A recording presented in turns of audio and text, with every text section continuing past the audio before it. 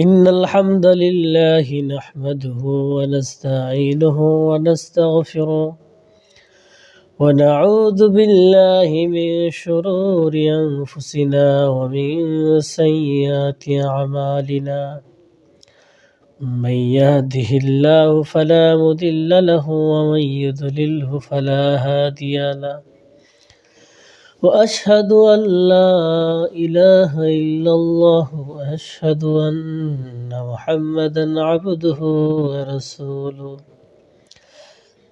أما بعد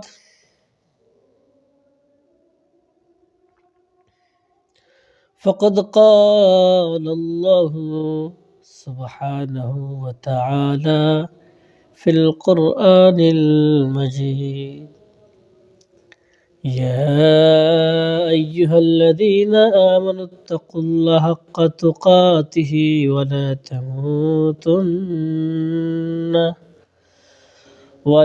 تموتن إلا وأنتم مسلمون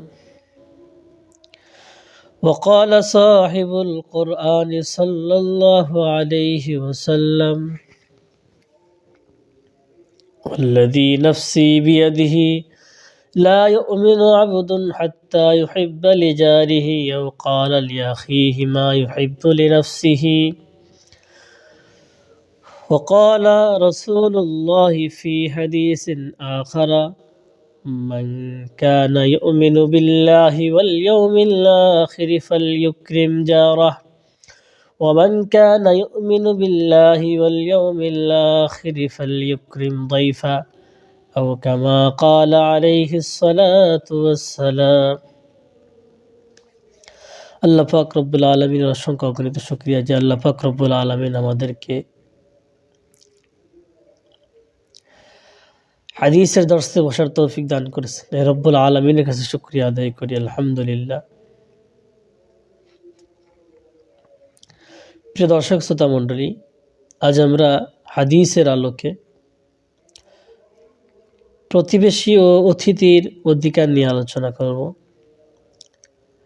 এ বিষয়ে রাসূল সাল্লাল্লাহু আলাইহি ওয়াসাল্লামের একটি হাদিস সহিহ বুখারী বর্ণিত হাদিস এবং সহিহ মুসলিমের হাদিসটি বর্ণিত হয়েছে। ইমাম তিরমিজি রাহমাতুল্লাহ আলাইহি তার সুনান তিরমিজি নকল করেছেন। ইমাম নাসাই রাহমাতুল্লাহ আলাইহি তার সুনানে নাসাইতে নকল করেছেন। ইমাম ইবনে মাজাও তিনি হাদিসটি এনেছেন। হাদিসটি হলো এমন, আন আনাস রাদিয়াল্লাহু তাআলা আনহু মারফুআন ওয়াল্লাযী নাফসি বিয়াদিহি লা ইউমিনু আবদুন হাত্তা ইউহিব্বা লিজারিহি আও ক্বালা লিআখিহি মা ইউহিব্বু লিনাফসিহি। হযরত আনাস রাদিয়াল্লাহু তাআলা আনহু বলেন, রাসূল সাল্লাল্লাহু আলাইহি ওয়াসাল্লাম বলেছেন, যার হাতে আমার প্রাণ, তার শপথ কোনো ব্যক্তি মুমিন হবে না যতক্ষণ না সে তার নিজের জন্য যা পছন্দ করবে তার প্রতিবেশীর জন্য অথবা তিনি বলেন তার ভাইয়ের জন্য তা পছন্দ করবে। এই হাদিসে বিশেষভাবে প্রতিবেশীর কথা বলা হয়েছে। এমন আচরণ, এমন কল্যাণ কামনা, এমন ভাইয়ের জন্য পছন্দ করা যেটা নিজে পছন্দ করে, নিজের কল্যাণ কামনা করা যেমন মানুষ তার স্বভাবগতভাবে করে থাকে, মুসলমান যেন তার দ্বীনী ভাইয়ের জন্য নিজের মতো করে কল্যাণ কামনা করে, নিজের পছন্দটা মতো অন্য ভাইয়ের জন্য পছন্দ করে। বিশেষভাবে প্রতিবেশীর কথা বলা হয়েছে এখানে, যেহেতু মানুষ প্রতিনিয়ত প্রতিবেশীর সাথে চলাফেরা হয়, উঠা বসা হয়, এই জন্য বিশেষভাবে রাসূল সাল্লাল্লাহু আলাইহি ওয়াসাল্লাম প্রতিবেশীর অধিকার নিয়ে এই হাদিসের ভিতর আলোচনা করছেন, যে প্রতিবেশীর জন্য তাই পছন্দ করবে যা সে নিজের জন্য পছন্দ করে। অপর এক হাদিসে আসছে, আন আবি হুরায়রা রাদিয়াল্লাহু তাআলা আনহু মারফুআন মান কানা ইউমিনু বিল্লাহি ওয়াল ইয়াউমিল আখির ফালিয়ুকরিম জারাহু ওয়া মান কানা ইউমিনু বিল্লাহি ওয়াল ইয়াউমিল আখির ফালিয়ুকরিম দাইফাহু। হযরত আবু হুরায়রা রাদিয়াল্লাহু তাআলা আনহু বলেন, রাসূল করিম সাল্লাল্লাহু আলাইহি ওয়াসাল্লাম বলেছেন, যে ব্যক্তি আল্লাহ শেষ দিনের উপর বিশ্বাস স্থাপন করেছে সে যেন তার প্রতিবেশীকে সম্মান করে, এবং যে ব্যক্তি আল্লাহ শেষ দিনের উপর বিশ্বাস স্থাপন করেছে সে যেন তার অতিথিকে সম্মান করে। আল্লাহ তাআলা রসুলের মাধ্যমে বিশেষভাবে প্রতিবেশীকে এবং মেহমানকে সম্মান করার শিষ্টাচার আদব আমাদেরকে আল্লাহ তাআলা শিখিয়েছেন।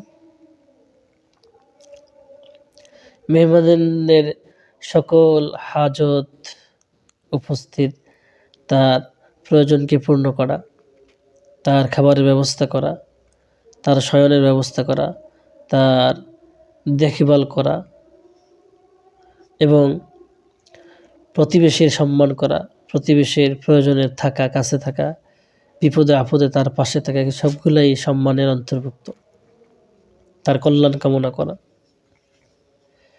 অন্য হাদিসে রাসূল সাল্লাল্লাহু আলাইহি ওয়াসাল্লাম বলেন, আন আবী যর রাদিয়াল্লাহু তাআলা আনহু মারফুআন, ইয়া আবা যর ইযা তাবাখতা মারাকাতান ফাআকসির মাআহা ওয়া তাআহাদ জিরানাকা।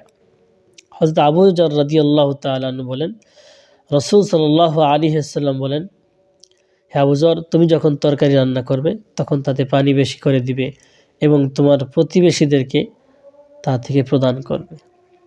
এই হাদিসের মাধ্যমে আল্লাহ রাসূল সাল্লাল্লাহু আলাইহি ওয়াসাল্লাম মুসলমানদেরকে শিখিয়ে দিয়েছেন তারা যেন তাদের দৈনিক খাবার থেকে প্রতিবেশীকে কিছু দেয়। এই জন্য বিশেষভাবে রাসূল বলেন তারা যেন তরকারির ঝোল বেশি করে এবং প্রতিবেশীকে তা প্রদান করে। আল্লাহ পাক রব্বুল আলামিন আমাদেরকে প্রতিবেশী এবং অতিথির অধিকার আদায় করার তৌফিক দান করুক, আমিন। ওয়া আখিরু দাওয়ানা আনিল হামদুলিল্লাহি রাব্বিল